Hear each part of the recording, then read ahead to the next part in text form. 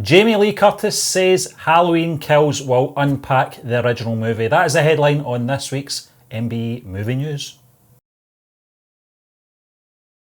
Yes, Stephen, this one is coming in from Cinema Blend, and you're right, it is Jamie Lee Curtis speaking about the upcoming Halloween Kills movie. Stephen, I have to say, it's been a number of weeks since I think we last spoke about this. I think we spoke about Tommy Doyle coming back. Doyle, yeah. The actual character, that is, not the actor. And I love that title of the movie. It just rolls off the tongue. It's so simplistic. It's beautiful. Yep. I think the next one that they've got penned is Halloween Ends. Not so good. It's a little bit too simple. A bit predictable. Yeah, you need to get your fingers out there. But Stephen, yeah, you're right. Jamie Lee Curtis has been speaking about it. She's been speaking about the general concept of the upcoming movie, and she said, and I quote, "What I love that David and Danny," that's of course the co-writer and the writer and I believe the director as well, and company did, is they connected the dots for 40 years. Now they're going back to really unpack the first movie, bringing back all those characters whose lives were affected by what happened in 1978. So Stephen, having not watched the original Halloween in a number of years, it's been a while. First of all, I think I'll have to go back and watch it, consume it, and allow all of that goodness to wash over me once more, so I can become reacquainted with these original characters now that I know this is the route they're going. Yeah. And then that will really set me in good stead getting in to watch his movie, in conjunction with also last year's Halloween as well. But what do you make of it, Stephen? Is this not something a bad idea to you're excited about? Yeah, it certainly is. You know, it's probably, I think every week, I'm not the biggest horror fan out there, but Halloween has always been a part of my life. Just searched up Halloween.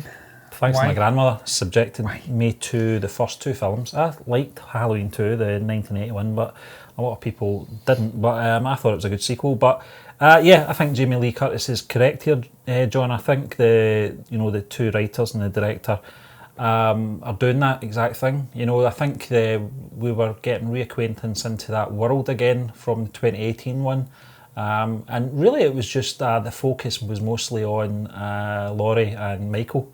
And them sort of uniting again, and how those events from 1978 had affected her, you know, and toughened her up.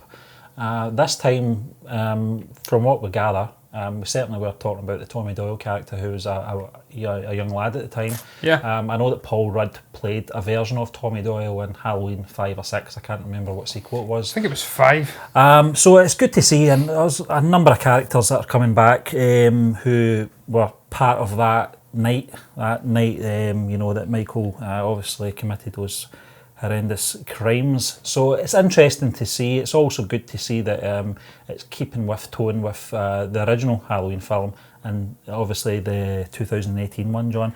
It's good to see that that the stars from 2018's one that are coming back, the likes of Judy Greer's and Andy Matichak as well. So it's good to see they're all coming back as well. Keep the continuity going. And I know we're going to get a good film with Jamie Lee Curtis. She's very much like Linda Hamilton. She'd only come back for the right reasons, so it's going to be good.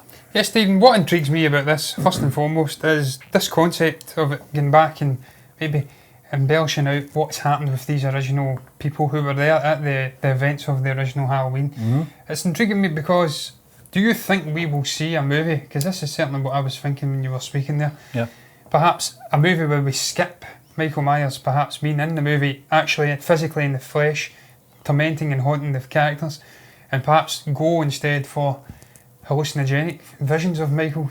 Hauntings, hauntings are just flashbacks to the event, or maybe just them being paranoid and seeing him in the corner. But instead of actually him being physically there, try to kill them, maybe forbode that and then go and do something that's more psychological, exploring these characters, having to get over the fear, because we see Laurie Strode doing it in the previous movie, literally facing up against Michael Myers, taking him down. She confronts her fear. This could be the one that's affecting them all. It's almost like mass hysteria. Whereas his presence, as you said, John's going to be more in the mind. That's actually a good concept, because it would sort of the ending of that film, John, the 2018 one, that is, we were to assume that Michael had met his doom. Certainly looked like it. So I think the characters who survived that night certainly would be assuming that as well. and it really is the come down from those events, and obviously the events from the original movie as well, John. So it could be that we might be getting to see a psychological horror film, which is a bit different because it's not an out-and-out slasher film, and perhaps the Halloween Ends will be his return. Yeah, his return, and obviously his demise as well, finally. I don't know. Obviously, we're just surmising here, John. Stephen, I think it will be, though, because I'm reading the article, and from what I'm getting from Jamie Lee Curtis, it may be that other people take something completely different. But she's talking about this trilogy as a whole, an overarching story. And she says, and then the last movie is a sort of cultural phenomenon of violence. That's what the third movie ultimately is. A very powerful examination of violence. It comes at it from a slightly different way. You'll like it. If you believe in me at all, I promise that what David Gordon Green has come up with as a way to complete this trilogy is sensational. So I really do think, Stephen, because he did essentially die at the end of Halloween in the basement, I think we'll see him skip a movie. He'll be very much still there. Yeah. Aesthetically, he'll be in the shadows and whatnot, haunting these characters. We'll maybe see Laurie Strode acting as a sort of almost like a caring figure, maybe like I don't know, some psychologist overseeing them, try to repair them. We'll see that she isn't alone. They say that in the article. Yeah. Because obviously it's implied in that last movie she was on her own. She was the only one that couldn't go on with her life. She was preparing for the return of this giant, towering, mass murdering figure. The shape. But the shape. So now we're seeing that it isn't in fact the case. All the people who were impacted by the events of the 1978 movie will indeed have some lingering effect of that night. So maybe she'll come in and almost be like their psychologist in a way, can then try to help them. She's repaired her life, maybe she'll try and repair their lives, and then throughout the movie we'll see visions of him and them having to deal with that long lasting trauma. And then come the final movie, he finally does come back. Maybe all the gang's still there and they all do like a sort of a set up where they join as a group and then take him down once and for all. I think that'd be beautiful, it'd be poetic. It started with this group, then they go through a journey and then it ends with that group, and it does something different with the Halloween franchise as well. Exactly, and it's always good when they have a sort of overall plan if they're going to stretch over so many films, because then you've got room to do that. You've got room to develop these characters from that 2018 film into this one. Really get to understand where they're coming from and the sort of aftermath of what happened, and then take it from there. And as you said, John, that sets up a really good final, the third film and as it's well. an incredible quartet of films as well, Steve. You have the actual event and then the impact after the event on Laurie Strode, who was also the sort of a primary figure, then the wider impact on the group who were involved in that night, then just the poetic end at the end of it all. I think that'd be beautiful. I hope that is the way it pays out. In the end, plays out, I should say. But Stephen, we shall move on to the next topic because we are done with that one. Yes. And this one is about a half-great movie, apparently, according to The Verge. I don't know what their credentials are. I know they are a semi-decent website anyway, or I don't know. But I don't know whether they do something outside of their website. But yeah, they're talking about Ad Astra, Stephen, the new Brad Pitt movie. It's not yet out as we record this, but it will be out probably when this comes out. Yes. If that makes sense. We're getting into the mucky depths of maybe an Inception set up here where there's multiple levels. We are very much in level 6. We're live at the moment as well. Yeah, we're live at the moment, but we're not really. But yeah, Stephen, what do you make of this? We are excited for this movie. Well, I was anyway. And the build up to it, just the trailer, the promotional things, we reacted to two trailers. I think this article actually says, that the two sort of parts of this film, two parallel films. One is a visually inventive science fiction odyssey that imagines near-future space travel as the new Wild West frontier. Sounds amazing. It does. That's what we got from the trailer. And then it goes on to say that all is a tepid father-son drama. And I think I kind of lost interest. That's damning. Tepid. But listen, to be fair to the article, John, I did get some sort of sense of that in the last trailer we watched, where those trailers when the first introduction trailer is always about the spectacle and the action. Second trailer is more about the sort of human aspect of it. Well, certainly that's what you get from that last trailer, John. And that was sort of the feeling I got, was this is going to be sort of a game of two halves, where you're getting all the spectacular probably in the first 40 minutes. Yeah. I would say, you know, certainly that fall from the space station. That was what apparently, according to this, Stephen, that happens in the opening shots of the movie. Yeah, He's well, out to do his yeah. daily shift. Yeah. Walks off of the platform with the obviously juxtaposition of the earth below. They say like an oceanic marble or something like that. Marble the ocean. Which is exactly what it is. This is one person's point of view, John. So well, I'm actually on Rotten Tomatoes, Stephen, looking at the other points of view, and I have to say, slightly contradictory. The opinion, it's 83% rated fresh. Yeah. 75 reviews counted. It's not perfect. No. Even the ones that are praising it to the heavens are adding in little caveats of, well, John, it leaves you odd, confused and sad. Before you maybe want to quote something if you wish, that was the feeling I kind of got anyway. When I saw the both trailers, I was taking it more for the spectacle rather than the emotional impact between father and son, Brad Pitt and Tommy Lee Jones, who look nothing like each other. But should have got Robert Redford in. It really should have. Or James Brolin to play Brad Pitt's. But that's another story. But that'd have been great. I think the fact that you're going to get these visuals, certainly that score as well, as I recall, John, was very epic as well. It was very You've got impressive. Brad Pitt in there, so what more can you ask for? Certainly as a film, I can't wait to see. I'll probably catch it this weekend at some point. I would like to have seen it in IMAX just for the spectacle, but I'll take it for what it is. It looks good. This article. It kind of highlighted those sort of worries I had when I saw the trailer, but I'll see it for myself and I'll make up my mind. Yes, Stephen, it's all subjective. All art is subjective, we always say, because it's true. Yes. Essentially. It's the best way to get out. It's the best way of getting out of an argument as well. Yeah, it's all subjective. But you're right and I'm wrong. Yeah, exactly. Yeah, but Stephen, yes.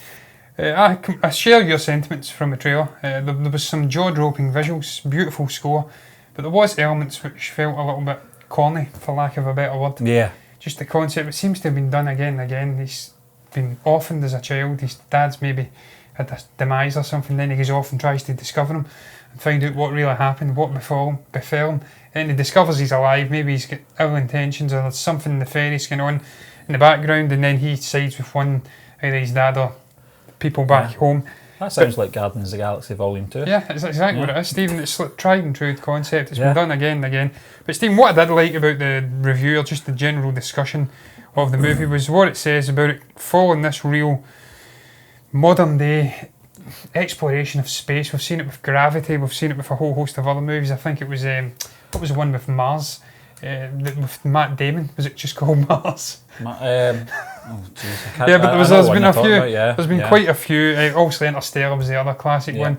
It's took all of those modern day space exploration movies. It's took little tidbits out of that, but it's went back to the likes of Stanley Kubrick's 2001: A Space Odyssey. Yep. And it's taking mismatches of all these classic space movies, the beautiful visuals and whatnot. But then he does say that the story just seems to go down a little notch when we go into the second half of the movie. It turns into a sort of a turgid father and son experience. So I don't know what to make of that, because you think Tommy Lee Jones, Brad Pitt, two fantastic actors, looks like a great story, tailor-made for these guys to flex their muscles. And by all accounts, Stephen, Brad Pitt, even across the negative reviews, seems to be getting praised to high heavens in this movie. Apparently he almost saves it if you don't like it, and if you do like it, he's the shining star and reason behind why it's so good. Some of the other ones I'll briefly go through before we move swiftly on to the blog rundown, Stephen. Yeah. We've got, combined with the film's lavish technical achievements, Pitt's classic movie star sturdiness makes Ad Astra a memorable film-going experience, even as the story slips off into the other. So again, you're seeing similar ideas in there. Yeah. The story slips slightly, beautiful visuals, Brad Pitt absolutely tremendous. And then we'll maybe do one more, because I don't want to go through every single bloody review on Rotten Tomatoes. 3 to go through on our website as well. They say a mesmerising sci-fi drama that takes us to the future, where humanity has started to colonise the star system and the stars have begun to lose some of their lustre. Don't know what to make of that. No. But yeah, Stephen, it's getting decent reviews. It's got a good Rotten Tomato score. I will give my own opinion on it when I go and see it. I will be going to see it probably at the weekend, and then I'll be able to say one way or the other whether it's a tale of two halves, a pile of shit, and one sense and fantastic in the other. And then I'll be able to give my view on Brad's Sounds good to me. performance as well. But look, Stephen, we will move on Yes. to pastures new, and in this case, our own reviews, as you did say, Yes. on the blog rundown. The ones that count. The ones that count. What have we got coming in first, Stephen, I try and get the website That's up? not a problem. It's Blinded by the Light, John. This is a movie review from Philip Henry. And as we know, this film came out this year. I think it was the last month, actually. It only came out here in the UK, August. And it's directed by Gurinder Chadha and a whole host of stars in there, John. And this is obviously inspired by the words and music of Bruce Springsteen. Now, Philip, I think both of us share the same sentiment in regards to Bruce Springsteen. He does say he is a moderate fan of Springsteen. I think I probably put myself in that pigeonhole as well. Yeah, I think so. You know, I think I appreciate him more now than I did when I was younger. Certainly when Born in the USA album came out, that was sort of the standout one. But I kind of took that album for the wrong reasons. You know, I thought it was almost like a sort of a patriotic Apollo Creed. Boxing gloves, the hat and all that. You know, let's burn up the US. But certainly there was a lot of political undertones in that song, John. But going back to the film, this is a film. Philip does say, it's not a musical in the sense of like Bohemian Rhapsody or Rocket Man or anything like that. And it's not a biopic of Bruce Springsteen either. His sort of discography is sort of the basis. The sort of songs are based, in the background of this young chap's life. Very much in the same sort of fashion as the likes of I Am Sam, where they used a lot of Beatles songs for that, but it wasn't obviously focusing on the Beatles or anything like that. They were just taking the songs. Yeah, and Dakota, sadly I'll have to use my phone now. And Dakota Fanning. So, listen, it's been a long night, John, so we'll let the iPad have a little rest. But what I took from this was obviously the authenticity. This is set in 1987. Yes. Philip actually he got a chuckle out of me because he did mention a product that I haven't heard in such a long time. I think it was Top Deck. I don't know if you remember those cans of Top Deck, John. They were, I sadly don't, Steve. They were lager and lime, but it was like a non-alcoholic lager. Like shandy? Yeah, it was like shandy for kids. Basically, it was a strange concept because it was absolutely stinking. Fits perfectly. In Britain though, Stephen, we do have a problem with alcohol, so why not start young? So Top Deck was sort of the one that everyone wanted, that or Schiller when you thought you were a wine drinker, but or appetizer. Yeah, I'm an appetizer man myself. These little things, I actually saw part of the trailer of this film, John, the other week there, and it had the old job centre, old orange. I don't know if you remember the old orange signs for the job centre, but it took me back to that time. I thought, this looks really like part of the time. But it's kind of brings up the sort of political sort of differences that, obviously that was happening in the UK back in the sort of mid to late 80s. Yeah. Certainly stretches back further than that. Certainly for the Pakistani community. Again, another term I haven't saw in a long time was the National Front. I don't know if you're aware of that organisation, John. Indeed. But the less we say about that lot, the better. But I remember the time. I remember the sort of, the sort of right-wing politics that were happening at the time. And this film seems to capture all that, and the struggles this family has. I'll let you in, John, obviously more on the personal level with the father and son, and what obviously they've got different sort of points of view and obviously aspirations as well, where their lives are going. Absolutely blew my mind, Steve, when I read this, and I read that the son had to come home from working all day, all month or all week, depending on how much when he gets paid. I think it was weekly paid back then, John. And hand all his wages over to his father. Well, that's what his siblings were doing. He decided to shuck that method. Inspired by Bruce Springsteen's music, I should say. Clearly, I've been on the appetizer. Yeah, the Top Deck, Top Deck. And he decides to, newly invigorated by this newfound musical icon, he goes off and tries to find a new life for himself, or just step out of the boundaries of that family unit and do something different. It sounds like a beautifully crafted movie, Stephen. I think the director, Gurinder Chadha, was most famously known for Bend It Like Beckham. Philip does mention that in the review. It was a good film. It explored that similar concept where you get people maybe being shoehorned into specific roles and whatnot in life and breaking out of those boundaries, in that case with music, and the icon that is Beckham. I want to be him. Yeah. And in this case, it's Bruce Springsteen. So she's doing a similar concept. It looks, as you did say, like it's exploring some great political themes in the background amidst Thatcher's government, just the institutional racism that was frequent back then. Still frequent to this day, as you've seen with the Brexit nonsense. It's rare that it's ugly head again. We are maybe not quite as on the nose with it over here as they are in the United States, but it's certainly there in certain quarters of society. Stephen, it looks fantastic. The music, obviously emboldening this young chap. The actual utilisation of the music, as you did say, looks like something right up my street. I don't know why I didn't go and see it in the theatres. I says I would, but I will get round to it. But just the cast in general as well. The concept of utilising and showing you this minority segment of society. And what better for the director also, she'll know it best because she's actually from that minority society, but shining a light on something that you're perhaps not used to. We've seen it in different movies and that's been done again. Just before we move on, John, but you're totally correct. I think what's happened is that, I think probably here in the UK we've had a bit of a musical burnout. Obviously with Bohemian Rhapsody, the tail end of last year, going into the start of this year, and then obviously earlier this year, Rocketman, people's natural assumptions were, oh, here we go, another musical, but in this term, no, it's certainly not, John. But listen, it was a great review from Philip, and it certainly intrigued me to go and see that film now, or you obviously get it when it comes out in Blu-ray, if it's not already out of cinemas. But we'll move on to our next review, John. This is coming in from the movie couple. It's Dora and the Lost City of Gold from this year, from this summer, John. This is obviously based on the animated Nickelodeon series Dora the Explorer, and it's James Bobin who's directing this film. It stars the likes of Isabella Moner, Eugenio Berbez and Michael Pena. Yes, Michael Pena's in it. I think he plays the father in it, Stephen. From what I've seen from the trailer, we did react to the trailer. Stephen, the director, very interesting. James Bobin, he's actually involved with a whole host of Muppet movies. So yeah, he's definitely perfect for that sort of a movie, if nothing else. I've not seen the movie. I did speak very lowly of it, but I think Jerry's maybe perfectly surmised why that is, because I wasn't brought up with it. I'm not aware of the character. He and I think Elizabeth were both brought up in terms of their kids, probably their kids, but he does mention nostalgia as well, so I'm not sure if it's run that far back. I don't think so. Yeah, maybe not. It's that old. So so perhaps he's just... That sounds terrible. I didn't mean that. I meant the series. But they certainly have watched the TV show, so they're aware of the characters, and they were intrigued by how these characters would be fleshed out into live action setting, how they would do this story, expand it up onto the greater stage of going to the theatres and whatnot. So that's got them in the theatre. They're aware of it, perhaps like the TV show, watch it as you do. If you've got a kid, you'll perhaps become engrossed in these things. And they get a great deal of enjoyment out of it. Well, I think Elizabeth did say... perhaps not so much. I've seen that too, I think.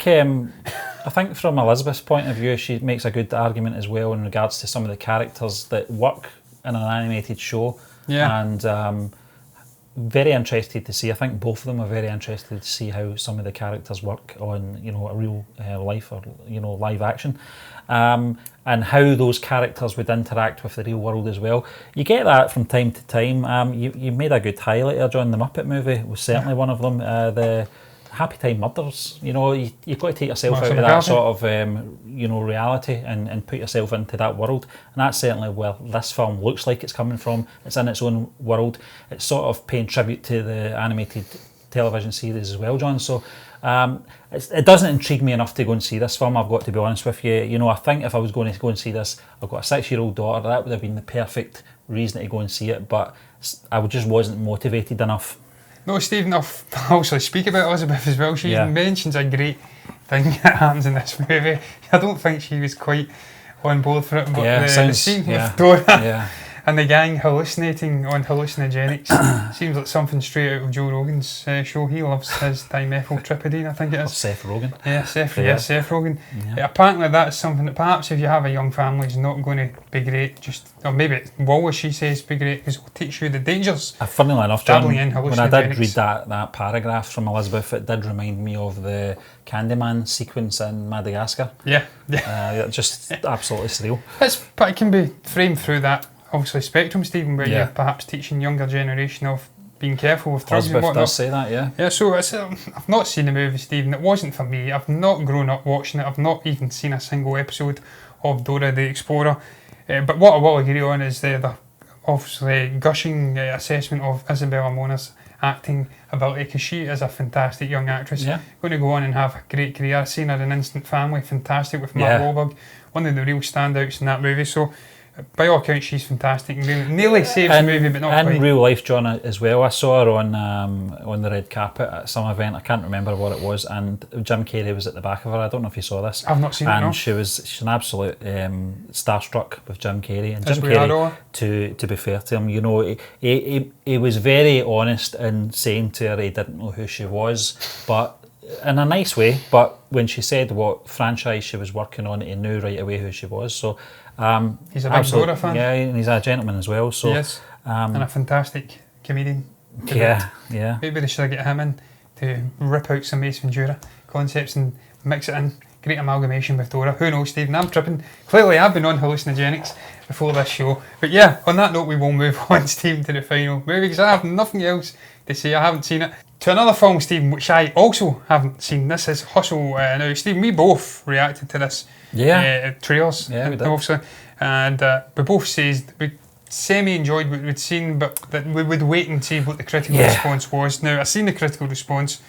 It was mixed, to say the least, and I think Dave is pretty much echoing those sentiments. Incidentally, directed by Chris Addison and starring Anne Hathaway, Rebel Wilson, and a whole host of other people in there. So, what was your thoughts on the review, Steve? I'll fling you under the bus. No, it's okay, John. Listen, I know this film is based, obviously, on Dirty Rotten Scoundrels, which is a remake of a remake as well. I think he does. I think Dave does mention that, which I was aware of anyway, because Dirty Rotten Scoundrels is one of my favourite films of all time, from Steve Martin and Michael Caine. I also knew about this because I spoke to fellow movie burner Kevin about this. He had seen this film, and he says it's a poor man's, poor woman's version of that, which disappoints me, because seeing those two trailers that we reacted to, it did look promising. Rebel Wilson's got natural flair for that kind of situation. Dave says a few things about her. I'll let you in a minute about that. Anne Hathaway and the other, I've only ever seen her sort of acting, and her comedic levels, on my experience, would be The Devil Wears Prada, which wasn't an out-and-out comedy or anything like that. It had some funny moments and funny situations, and that is as much as I kind of knew her background in comedy films. I know this is obviously was not she in Ocean's 8? She might, because I recall watching it, and there was been some comedic elements to that performance as well. So she can dabble with it. She can dabble. Yeah, Stephen, you're right with what Dave says about Rebel Wilson. Not a fan. No. He said she essentially uses her frame, which is rather large. I think she'd even admit it. She does say it, and I think it was a rap battle with David Schwimmer. Yeah, Dave doesn't mention the way you said it, John, but no, it's slightly larger frame. Yeah. I'll not take it back. No. She's got a larger. Go to the review and read what Dave says about that. Dave, I'm sorry about that. I'm putting words in your mouth there. Absolutely didn't say that at all, but I'm saying it, and she will admit it. She says herself she pokes fun at a lack of thigh gap on a rap battle with James Corden and also David Schwimmer. Yeah, that's right, yeah. She will poke fun at herself, and Dave does say that that's what her blend of humour is. Yeah. She always utilises obviously a would you agree with Dave that describes her as she's more Chris Farley than Melissa McCarthy? Laugh with me or laugh at me as long as you're laughing. Oh, I don't think she's even as good as Chris Farley. No, I don't. I think he means the method of possibly. You know, try to get laughs. Because I think Melissa McCarthy's not like that. She's certainly not a. No, she's slightly more serious. I think Chris Farley always came across, and I was a big fan of Chris Farley, but he always came across as if he wanted everyone to love him. Yeah. You know, whereas I think Melissa McCarthy doesn't really care about things like that. Even the way Chris Farley passed away, it was tragic, and it was a continuation of what he says. That notion of wanting everyone to love him, the fame, he had a lot of hang-arounds around him essentially, and the way he passed away was tragic. So you're absolutely right about Chris Farley. Hopefully not be the case with Rebel Wilson though, but I think her blend of humour is definitely more to that side of things than perhaps a Melissa McCarthy, who can do more serious films and whatnot, and when she utilises humour, by all accounts it's done pretty well. I'm not, I mean, I used to massively dislike her, and I've completely changed my tune. After having seen Can You Ever Forgive Me, which I remember this week, thankfully, I didn't the last time. It comes and goes. Richard E. Grant as well, I forgot his name at one point. So yes, Stephen, Russell Grant, Russell Grant. So yes, I would echo those sentiments, but yeah, he's not get much out of the movie, Stephen. He says that it's very much a Rebel Wilson movie. She's front and centre. Yep. If you don't like her, co-starring with Anne Hathaway, so if you don't like her, then you will not like the movie. He says it doesn't do many new concepts. It's very much a traditional, cliche-ridden Hustle sort of a movie. And in actual fact, we get the guy from the Hustle TV show in Britain in this movie as well, whose name eludes me, but he's a good actor. But yeah, I digress, Stephen. Look, I've not got much more to add to it. By all accounts, other than saying Rotten Tomatoes, I says it was a mixed feedback from the critics. Well, it wasn't very mixed. It was pretty unanimous. 14% rated rotten, completely rotten. Putting the rotten in rotten. 147 reviews counted. And even the audience score, it's not one of these things where the critics are holier than thou. Love the Art House horrors or whatnot and saying it's shite, and the audience say it's a good movie. 46% from the audience.